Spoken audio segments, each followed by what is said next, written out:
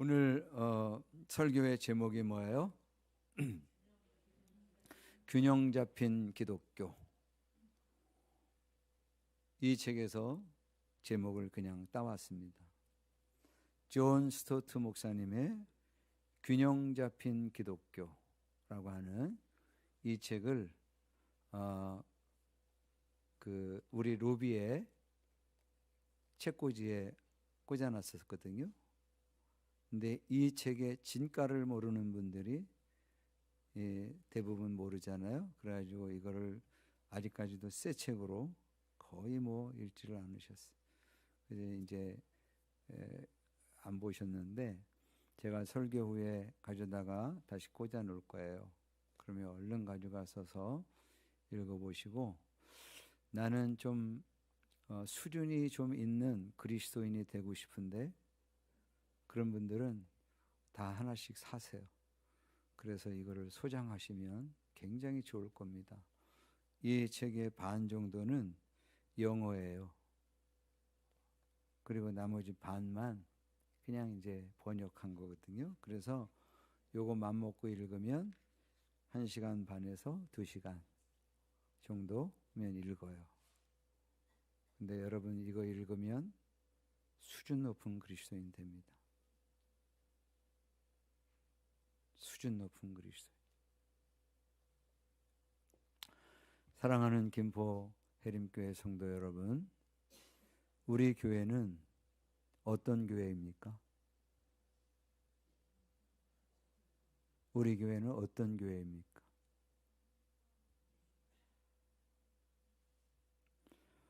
우리 김포 해림교회를 설명하려면 주보를 봐야 됩니다.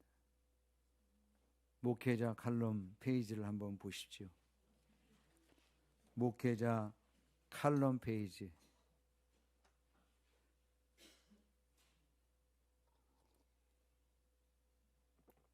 본문의 말씀 안 읽었나요, 제가? 사인이 왔어요. 본문의 말씀을 먼저 읽겠습니다. 마가복음 6장 45절, 46절 두 절 먼저 제가 읽겠습니다. 예수께서는 곧 제자들을 재촉하여 배를 태워 자기보다 먼저 건너편 베세다로 가게 하시고 그동안의 무리를 헤쳐 보내셨다. 그들과 헤어지신 뒤에 예수께서는 기도하시려고 산에 올라가셨다. 네. 김포 해림교회 소개, 목회자 칼럼 밑에 보면 김포 해림교회 소개 이렇게 돼 있잖아요. 거기 읽어드려 볼게요. 김포 해림교회는 대한예수교 장로의 합동축교단에 소속한 교회로 영혼 구원과 제자 양육이라는 주님의 지상명령을 최고의 가치로 여기는 교회입니다. 이를 위해 목장 모임과 주일 연합 예배를 균형 있게, 복음 전파와 지역사회 봉사를 균형 있게, 개인의 영성과 공동체의 영성을 균형 있게 추구하는 건강한 교회입니다. 균형 있게를 몇 번 썼어요? 3번이나 쓰면서 지나치게 치우치는 것을 경계하고 있는 거죠. 어느 한쪽으로 지나치게 치우쳐버리는. 어떤 분들은 개인의 영성이 괜찮아요. 그래서 하나님과의 관계가 참 좋습니다. 예배 잘 드리고요, 하나님 말씀 많이 읽고요, 기도도 많이 하고. 그런데 공동체의 영성이 너무 약한 분들이 있어요. 밸런스가 안 맞아. 그런가 하면 어떤 분들은 주일 연합 예배는 잘 드려요. 근데 소그룹 공동체인 이 목장 모임에 나가는 것을 별로 좋아하지 않아요. 이것도 균형이 좀 맞춰져야죠. 어떤 분들은 복음 전파 이거 얼마나 중요해. 그러면서 강조를 많이 하는데, 반면에 이 지역사회 봉사를 아주 하찮게 여기는 그런 분들이 계세요. 그런가 하면 어떤 분들은 지역사회 봉사는 엄청나게 열심히 하는데 전도에 대해서는, 복음을 전하는 것에 대해서는 매우 약해요. 이런 것에 밸런스가 맞춰져야 된다 이거죠. 균형 잡힌 교회, 균형 잡힌 그리스도인, 매우 중요하다. 이것의 모델이 예수님이세요. 주 예수님은 균형이 잡혀 있으세요. 그래서 오늘 본문의 말씀에 45절의 말씀을 한번 보시죠. 예수께서는 곧 제자들을 재촉하여 배를 태워 자기보다 먼저 건너편 베세다로 가게 하시고 그동안에 무리를 헤쳐 보내셨다 그랬어요. 자, 예수님께서 제자들을 재촉해서 베세다로 가게 하셨습니다. 왜 그러셨을까요? 왜 그러셨을까요? 제자들이 쉬어야만 되는 것을 아셨어요. 제자들을 쉬게 해주고 싶었어요. 제자들이 지금 지쳐 있는 것을 아셨어요. 매우 힘들게 그렇게 지금 시간들을 지내온 것을 아셨기 때문에 예수님 제자들을 쉬게 해주고 싶으셨어요. 여러분 30절의 말씀을 한번 보실까요? 바로 앞에 30절을 보세요. 사도들이 예수께로 몰려와서 자기들이 한 일과 가르친 일을 다 그에게 보고하였다. 그때 예수께서 그들에게 말씀하셨다. 너희는 따로 외딴 곳으로 와서 좀 쉬어라. 거기에는 오고 가는 사람이 하도 많아서 음식을 먹을 겨를조차 없었기 때문이다. 예수님은 너무 많은 사역을 감당하셨어요. 귀신 들려 있는 사람들의 귀신을 쫓으시면서 그들을 자유케 하시는 사역을 감당하셨고요. 수없이 많은 병자들이 예수님께로 나올 때 그들을 외면하지 않고 그들의 질병을 전부 고쳐주셨어요. 쉴 새 없이 하나님 나라에 대해서 가르치셨어요. 천국은 마치 그러면서 비유로 얼마나 많이 가르치셨는지 몰라요. 그러다 보니까 예수님 옆에서 함께 수종 들었던 제자들도 점점 힘이 들기 시작했어요. 지쳤어요. 그래서 외딴 곳으로 가서 좀 쉬려고 그곳으로 간 건데 사람들이 예수님이 어디로 가셨는지 벌써 소문을 듣고 그것으로 막 몰려오기 시작했어요. 큰 무리들이 몰려왔어요. 그래서 그 무리들을 예수님이 외면하지 못하시고 또 그들에게 천국 복음을 가르치시면서 그 시간을 보내게 됐지요. 여기 34절의 말씀을 한번 보실까요? 34절에 예수께서 배에서 내려서 큰 무리를 보시고 그들이 마치 목자 없는 양과 같으므로 그들을 불쌍히 여기셨다. 그래서 그들에게 여러 가지로 가르치기 시작하셨다. 해가 저물도록 예수님께서 이 사람들 큰 무리들을 불쌍히 여기면서 말씀을 가르치셨어요. 그러다가 보니까 이들이 이제 돌아갈 시간이 되었는데 이 사람들이 보니까는 점심도 거르고 오랫동안 끼니를 먹지를 못했어요. 그래서 예수님께서 돌아가는 그 사람들에게 먹을 것을 제공하고 싶으셨어요. 그래가지고 물고기 2마리, 떡 5개로 5,000명이 넘는 사람들에게 먹이시는 오병이어의 기적을 지금 행하시고 계시는 거죠. 42절의 말씀을 보세요. 42절의 말씀에 그들은 모두 배불리 먹었다.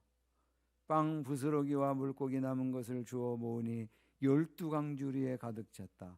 빵을 먹은 사람은 남자 어른만도 5,000명이었다.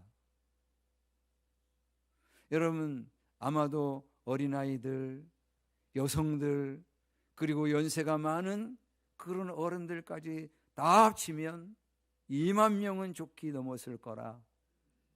그 많은 사람을 지금 물고기 2마리와 떡 5개로 배불리 먹게 하시고, 그리고 그 남은 것들을 모아 12강주리에 가득 채우는 그런 기적을 예수님이 행하신 것이죠. 이 기적을 행한 이후에 예수님은 제자들을 막 재촉해서 서둘러서 배를 태워서 베세다로 보낸 거예요. 그리고 그 2만 명이 넘는 사람들이 돌아가는 동안에 예수님이 그들을 한 사람 한 사람 배웅을 다 한 거예요. 여기 번역이 이렇게 돼 있어. 45절 끝에 그동안에 무리를 헤쳐 보내셨다. 그 번역이 조금 감성적이지가 못해. 조금 더 좋은 번역은 예수님께서 그동안에 이 무리를 배웅하셨다. 그럼 더 좋았을 걸. 그들을 다 보내신 이후에요, 46절에 보니까 그들과 헤어지신 뒤에 예수께서는 기도하시려고 산에 올라가셨다 그랬어요. 이처럼 예수님께서는 사역과 기도, 사람들을 섬기는 것과 하나님 앞에 고요히 엎드리는 것, 이 균형을 딱 잡으셨어요. 정신없이 일만 하고 그런 게 아니라 꼭 이렇게 많은 사역을 감당하시고는 기도하시려고 산을 찾으시고 한적한 곳을 찾으시고 사람들을 그렇게 많이 섬기시고 꼭 다시 하나님 앞에 가셔서 고요히 엎드려서 하나님 아버지의 뜻이 무엇인지를 묻고 거기서 다시 힘과 은혜를 공급받는 그런 시간을 가졌어요. 어떤 분들은 봉사의 자리에는 거의 나오지 않습니다. 그저 말씀과 기도의 자리에만 있으려고 그래요. 반대로 어떤 분들은 기도와 말씀에는 소홀히 하면서 또 봉사에만 힘을 쏟는, 이 밸런스가 안 맞는 그런 분들이 참 많아요. 큰 교회에는 성경 말씀을 듣고 공부하는 것에 치우쳐서 야성이 약합니다. 그런가 하면 작은 교회는 그냥 뭐 일당백이잖아. 너무 많은 일들을 해야 되니까 막 전도하러 나갔다가 또 막 식당에 들어갔다가 주차했다가 차량 봉사했다가 막 너무 많은 일들을 하다 보니까 나름 야성들은 있는데, 그런데 기도와 말씀에는 약해. 이 사역의 영성과 기도의 영성, 이 두 가지가 균형을 이루는 그런 균형 잡힌 그리스도인, 그런 사람들이 건강한 그리스도인이에요. 여러분, 누가복음 10장 38절 이하의 말씀에 보면 마르다와 마리아에 대한 이야기가 나오죠. 어느 날 마르다가 예수님을 자기의 집에 초대를 했어요. 그런데 예수님이 오셔서 거기 이제 초대되자마자 그 동생 마리아는 예수님의 발치에 앉아가지고 말씀을 듣기 시작했어요. 그런데 마르다는, 언니 마르다는 예수님을 접대하는 일에 너무 분주했어요. 그러다 보니까 급기야 동생에게 화가 나기 시작했고, 더 나아가서는 예수님께도 섭섭했어요. 그래가지고 거기 이제 말씀에 이제 떴으니까 한번 읽어볼게요. 38절에 그들이 길을 가다가 예수께서 어떤 마을에 들어가셨다. 마르다라고 하는 여자가 예수를 자기 집으로 모셔드렸다. 이 여자에게 마리아라고 하는 동생이 있었는데 마리아는 주님의 발곁에 앉아서 말씀을 듣고 있었다. 그러나 마르다는 여러 가지 접대하는 일로 분주하였다. 그래서 마르다가 예수께 와서 말하였다. 주님, 내 동생이 나 혼자 일하게 두는 것을 아무렇지 않게 생각하십니까? 가서 거들어 주라고 내 동생에게 말씀해 주십시오. 이 마르다의 어투에 의하면 동생에게 화가 나 있죠. 예수님에게도 서서한 그런 이 느낌이 있잖아요. 와가지고 이러고 있어요. 그럴 때 예수님께서 마르다에게 이렇게 말씀하세요. 41절에 그러나 주님께서는 마르다에게 대답하셨다. 마르다야, 마르다야, 너는 많은 일로 염려하며 들떠 있다. 그러나 주님의 일은 많지 않거나 하나뿐이다. 주님의 일은 많지 않. 여러분, 혹시 교회에서 여러 일을 하느라고 뭔가 지금 마음이 불편하시다면 잘못하고 있는 거야. 지난주에 제가 말씀드렸잖아요. 하나님의 일은 예수님을 믿는 거예요. 예수님과 좋은 관계를 맺는, 이게 제일 중요한 거예요. 그런데 이 일을 자꾸 하다가 자꾸 화가 나고 다른 지체들이 미워지고 여기까지 가면 잘못하고 있는 거야. 내려놔야지. 그러니까 제가 자꾸만 교회 일들을 가능한 한 자원해서 하려고 하는 이유가 바로 거기에 있어요. 여러분, 자꾸만 돌아가면서 이렇게 하다가 보면 그거를 감당하다가 자꾸 화가 나고 이러는 거예요. 토요일 날 와서 청소하면서 내일 내가 이렇게 30분 정도 이렇게 수고하는 것 때문에 우리 성도들, 우리 지체들이 와서 쾌적하게 예배를 기분 좋게 예배를 드릴 수 있을 거야. 이런 감사함으로, 기쁨으로 와서 청소를 해야지.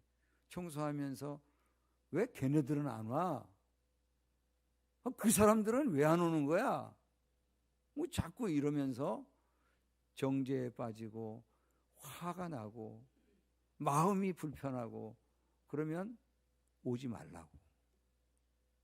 오시면 안 돼. 그 차원에서 기쁨으로 그렇게 하실 수가 있어야지. 여러분, 이 말씀의 교훈에 힘입어 우리는 기도와 사역의 적절한 균형을 잡아야 돼요. 그래야만 건강해요. 그래야만 이 선한 영향력이 이렇게 성도들에게도 지역사회 주민들에게도 흘러내려가요. 균형이 잡혀야 돼요. 여러분, 제가 존경하는 이 존 스타트 목사님의 이 균형 잡힌 기독교라는 이 책이 있습니다. 이 책에서 목사님은 복음적인 그리스도인,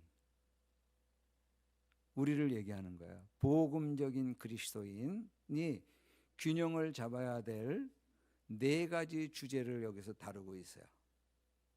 그 주제가 첫 번째로는 지성과 감성. 너무 지적으로 가기만 해도 문제가 있다. 지성과 감성이 균형을 잡아야 된다. 그래야 건강한 그리스도인이 된다. 두 번째로는 보수와 진보. 한쪽으로 너무 치우치면 건강한 그리스도인이 될 수가 없다. 형식과 자유, 이것도 균형을 잡아라. 복음 전도와 사회 참여, 이거에 대한 균형을 잡아야 한다. 그랬어요. 여러분, 이 복음 전도와 사회 참여는 아주 좀 논쟁이 많아요. 그래서 이 존 스토트 목사님이 마틴 로이드 존스 목사님, 이 강해 설교를 참 잘하는 그 목사님과 함께 이 주제를 가지고 토론을 한 적도 있어요. 왜냐하면 마틴 로이드 목사님은 복음 전도, 이게 교회의 존재 목적이라고 그러시면서 아주 이거를 너무 많이 강조를 하셨거든요. 마치 사회 참여 이 부분은 교회하고는 상관없는 것처럼, 아주 그런 건 아닌데 그렇게 느낌을 받았어요. 그러다 보니까 존 스토트 목사님이 같이 토론을 하면서 사회 참여도 정말 중요하다, 이런 이제 얘기를 했거든요. 자, 이 네 가지를 오늘 다 다뤄드릴 수가 없어. 그 가운데 오늘은 선거철이 다가오니까 보수와 진보라고 하는 이 양극단에 대해서 균형을 잡아야 한다고 제가 말씀을 드리고 싶은 거예요. 이번 주간에 정당에서 일하는 한 분이 저한테 찾아왔어요. 그리고는 목사님, 이번에 출마하는 그 출마자와 함께 그 예배를 주일날에 드리러 오겠습니다, 그러더라고. 그래서 제가 No, 오지 마십시오. 그래 딱 거절했어요. 근데 이분에게 제가 거절하기가 쉽지가 않아요. 왜냐하면 이분하고는 오랜 동안 기아대책에서 이사로 같이 활동을 한 분이거든요. 그럼에도 불구하고 제가 단호하게 거절했어요.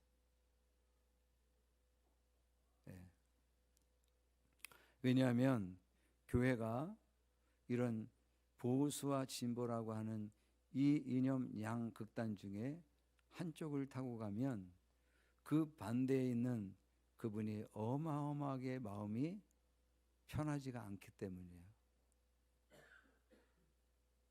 자, 목사님은 여기에서 보수주의자 내지 진보주의자에 대한 그런 정의를 이렇게 내려요. 보수주의자는 과거로부터 물려받은 유산을 보존하고 유지하려는 사람들, 즉 어떤 변화에 저항하는 사람들을 말합니다.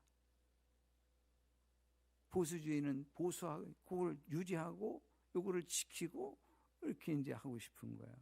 경제적으로는 성장을 지향해요.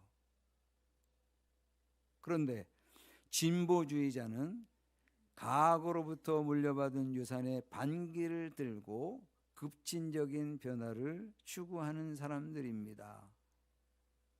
경제적으로는 자꾸 분배하고 싶어하는 그런 이제 생각들을 가지고 있는 거죠. 이 정의에 의하면, 이 목사님이 여기에다가 지금 써놓은 이 정의에 의하면 모든 그리스도인들은 보수주의자가 되어야 하고 동시에 진보주의자가 돼야 돼요. 균형을 잡아야 된다, 이 말이에요. 어느 한쪽에 치우쳐서 콘크리트 되면 그건 그리스도인에서 멀어졌다 하는 것을 얘기하는 거죠. 이 부분에 있어서 예수님이 모델이라고 그러잖아요. 모델. 예? 그리스도인은 주님께서 맡기신 영원한 복음, 은혜의 복음, 구원의 복음, 이거를 수호하고 이거를 지켜야 될 그 사명이 있잖아요.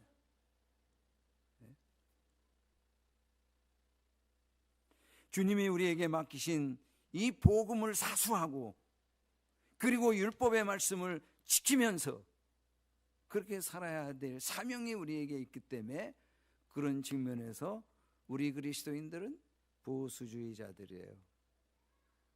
그런가 하면 예수님은 이 보수주의의 걸음을 거셨어요. 그러길래 예수님이 뭐라고 그러셨냐면 내가 율법과 선지자들을 폐하려 온 것이 아니라 완전하게 하려고 왔느니라. 율법 폐기해버리고 또 선지자들이 예언한 그 말씀 폐기하려고 오신 게 아니라 그걸 완전하게 하려고 왔다. 이렇게 말씀을 하셨어요. 이걸 수호하기 위해서 내가 왔다라고 말씀하신 거예요. 그런가 하면 예수님은 장로들이 만들어 놓은 그런 이 율법에서 변질된 장로들의 전통, 이것을 완전히 부셔버렸거든. 그러다 보니까 그게 하나님이 주신 율법인 줄 착각했던 율법주의자들과 바리새인들에게 끊임없이 공격을 받으셨어요. 그런 차원에서 예수님은 진보주의자의 모습을 보이셨던 거죠. 자, 우리나라는 여러분 우리나라의 진보와 보수는 둘 다 타락이 됐어요. 그래가지고 권력과 돈 이것을 추구하다가 보수주의의 가치 그리고 진보주의의 가치 이거를 전부 놓쳐버려서 그래가지고 여러분 이 콘크리트 지지자들에게 기대가지고 권력과 돈을 추구하는 이와 같은 사람들이 정치를 완전히 배열해버렸어요. 그러니 이와 같은 것들을 조금 냉철하게 지켜보고 있는 그런 사람들은 정치에 대한 혐오가 생기는 혐오. 그래서 이번 주에도 전도하려고 부동산에 갔더니 부동산 사장님이 이제는 아주 정치에 대해서는 환멸이 납니다. 그러면서 이번에 투표장으로 안 가실 것처럼 얘기하시더라고요. 그래서 제가 이 사장님 그래도 정신 바짝 차리고 관심을 가져야 돼. 그리고는 잘하면 밀어주고 잘못하면 바꿔주고 이거 중간에서 이런 거를 우리가 잘 해내야 돼. 그래야 이 사람들이 국민들을 무서워하고 반듯하게 할 그런 마음들을 갖는 거지. 그렇지 않으면 콘크리트 지지하는 사람들이 이 사람들이 그냥 밀어주는 거 알고 있기 때문에 그냥 못된 짓 계속하면서 간다니까. 그러면서 제가 이제 설득을 하고 왔어요. 전도하러 갔다가 그냥 여러분 이 책에 의하면 이거 2012년에 발간된 거거든요. 그런데 여기에 보면 양극단으로 치닫고 있는 그런 보수와 진보에 대해서 많이 걱정을 해요. 근데 여러분 지금으로부터 11년 지났잖아요. 2012년으로부터 11년 지나는 동안 그때보다도 훨씬 더 양극단이 돼버렸잖아요.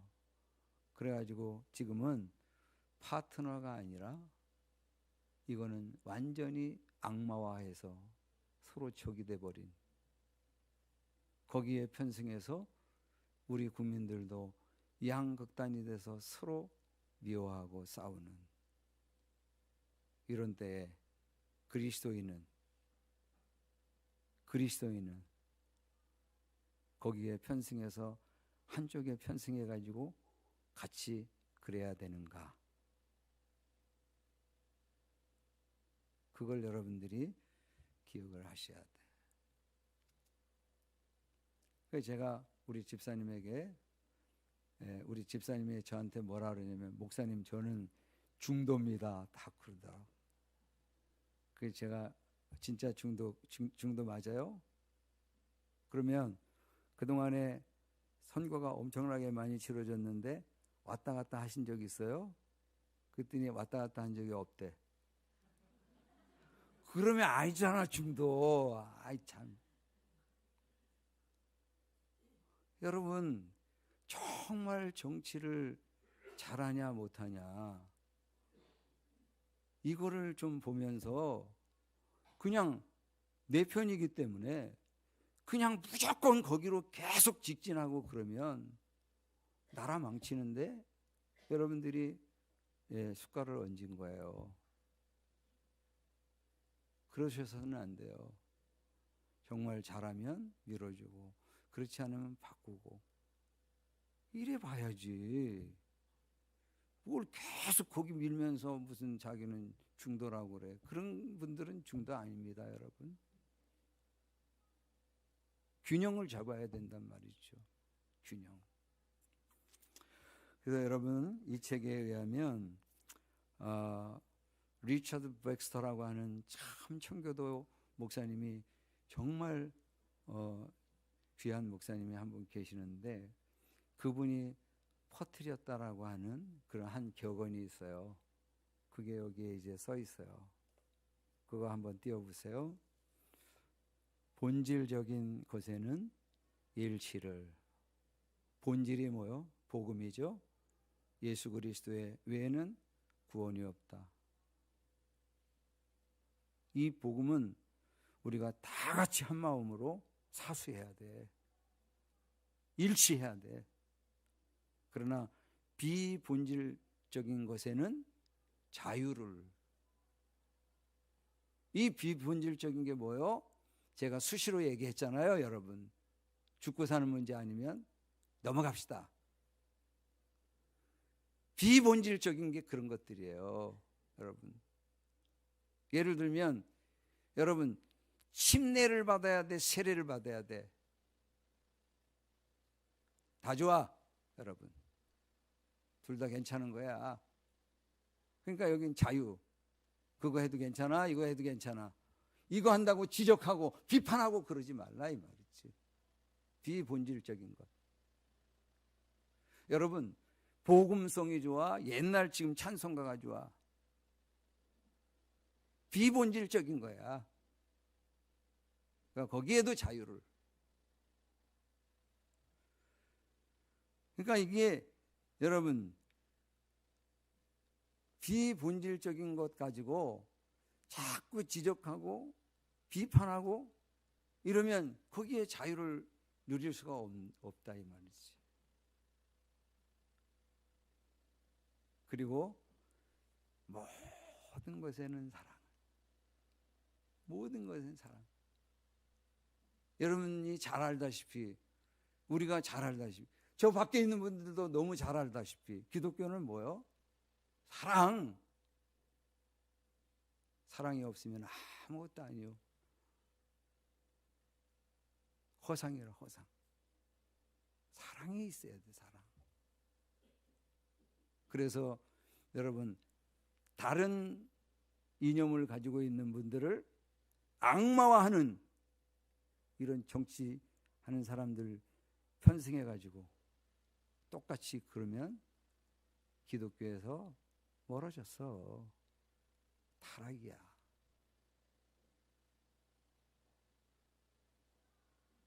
이념이 좀 다르더라도 우리가 그리스도의 그것보다 훨씬 높은 사랑으로 그분들을 품고 그러면서 같이 가는 법을 배워야지. 사랑. 이게 기독교예요. 그런데 이와 같은 것들이 치우쳐지지 않고 우리 가운데 유지가 되려면 균형이 잡혀져야 돼. 균형 잡힌 그리스도. 이 균형을 잡고 우리 김포해림교회가 예? 그리스도의 사랑으로 지역사회를 품고 잘 섬기고, 이번 선거에도 우리가 너무 한쪽에 치우쳐가지고 헤매고 그러지 말고 중간에 잘 보면서 정말 나라에 유익할 그런 일꾼들, 이와 같은 분들을 잘 뽑아서 국회로 보내야지. 법 만드시는 분들이라서요, 진짜 이분들이 정직하고 참 괜찮아야 돼. 그렇게 해가지고 균형 잡힌 기독교가 지역사회에 영향을 미치는 그런 일들이 일어나도록 여러분 함께 해주시길 주님의 이름으로 축원합니다. 좋으신 하나님.